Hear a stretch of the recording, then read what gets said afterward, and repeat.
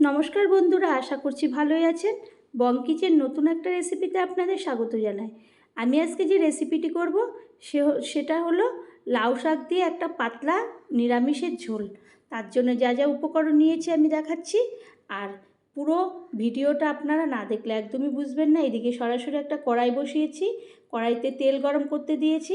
তেলটা গরম হলেই আমি ওর মধ্যে 8-10টার মতো বড়ি দিয়ে দেব, আর তখন গ্যাসটা একটু বাড়িয়ে দেব, কারণ বড়িটা যদি বাড়িয়ে আমি ভাজি তাহলে সুন্দরভাবে ভাজা হবে, তেলটাও টানবে না। এরপর বড়িটা একটু লালচে মতো হলে আমি একটা হাতার সাহায্যে একটা বাটির মধ্যে তুলে নেব। তারপরে আমি ওই তেলের মধ্যে দিয়ে দেব 2টো শুকনো লঙ্কা আর দিয়ে দেব কালো জিরে। এইভাবে আমি এই রান্নাটা করব। এটা একটা পূর্ব বাংলার বিখ্যাত রান্না। তো ওটা যখন একটা ভাজা ভাজা হয়ে যাবে তখন আমি ওর মধ্যে প্রথমে দিয়ে দেব লম্বা করে কেটে রেখেছিলাম আলু, সেই আলুগুলোকে দিয়ে দেব।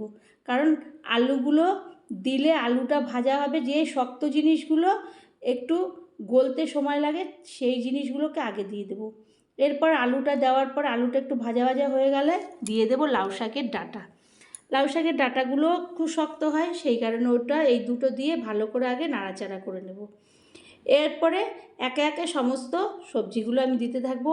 ওগুলো নাড়াচাড়া করে একটু যখন মজে আসবে তখন ওর মধ্যে আমি দিয়ে দেব মূলোটাও শক্ত মতন হয়, মূলোটা দিয়ে দেব।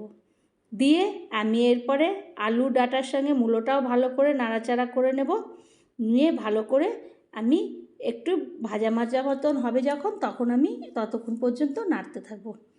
এরপরে মূলোটা দেওয়ার পরে আমি ওর মধ্যে দিয়ে দেব কুমড়োটা পাকা কুমড়ো হলেও একটু কাঁচা কাঁচা মতো আছে, সেই কারণে আমি এটার বাকল শুদ্ধ দিয়েছি, কারণ বাকল শুদ্ধ দিলে ওটা গলে যাবে না। আর যেহেতু একদম ছোট কুমড়ো সেই কারণে বাকল শুদ্ধ দেওয়া। এরপরে দিয়ে দিলাম আমি বেগুন। একটা বেগুনকে আমি 2 ফালি করে তারপরে লম্বা লম্বা করে কেটে নিয়েছি 4 পিস করে, তা আমি বেগুনটাকে দিয়ে দিলাম।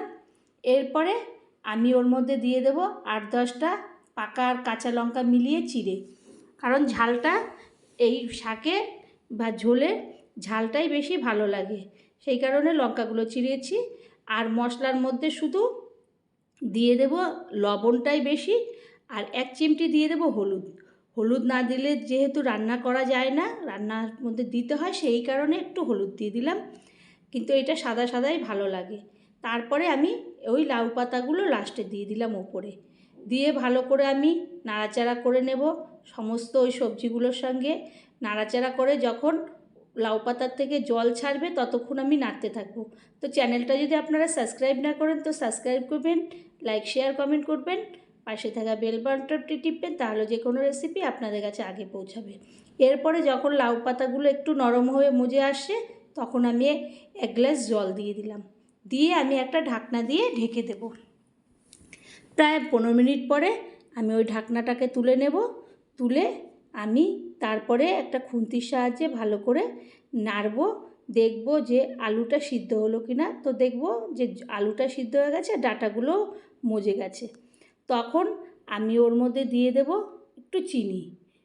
কিন্তু আগেকার দিনে মানুষরা চিনিটা খেত না, আর যদি দিত চারিদিক দেখে 2 চিমটির মতো দিয়ে দিত, 2টো দানার মতো। কিন্তু এখন স্বাদের ব্যালেন্সের জন্যে আর ঝাল ঠালের জন্যে একটুখানি চিনি দিই। তারপরে দিয়ে দিলাম একটু আটা গুলে পিটুলি দিয়ে আমি ভালো করে ওইটাকে নাড়াচাড়া করব, তাহলে একটু ওইটা মাখো মাখো হবে, একটু কাদা কাদা মতো, বেশ ঝোলটা পাতলা পাতলা মতো হবে না। তারপরে আমি ওর মধ্যে দিয়ে দেব বড়িটা দিয়ে, তারপরে বড়িটাকে দিয়ে দেব। বড়িটাকে খুন্তির সাহায্যে ঝোলের মধ্যে ডুবিয়ে দেব যাতে বড়িটা একটু নরম হয়ে আসে। তারপরে দিয়ে দেব কিছুটা পরিমাণ ধনেপাতা কুচি। এই ধনেপাতা কুচি দিয়ে আমি এরপরে ভালো করে নাড়াচাড়া করে ধনেপাতার যে গন্ধটা যাতে ওই শাকের ভেতরে ঝোলের ভেতরে ঢোকে সেইভাবে কিছুক্ষণ আমি অল্প একটু গ্যাসটাকে ফুটিয়ে নেব গ্যাসটার মধ্যে। তারপরে একটা সাঁড়াশি দিয়ে একটা থালার মধ্যে আমি এই নিরামিষ লাউ শাকের ঝোলটা ঢেলে নেব। তো বন্ধুরা, আপনারা অনেকেই অনেক রকম করে থাকেন, কিন্তু একবার এরকম করবেন। যদি ভালো লাগে আবারও কোনো রেসিপিতে দেখা হবে। ততক্ষণের জন্য ধন্যবাদ।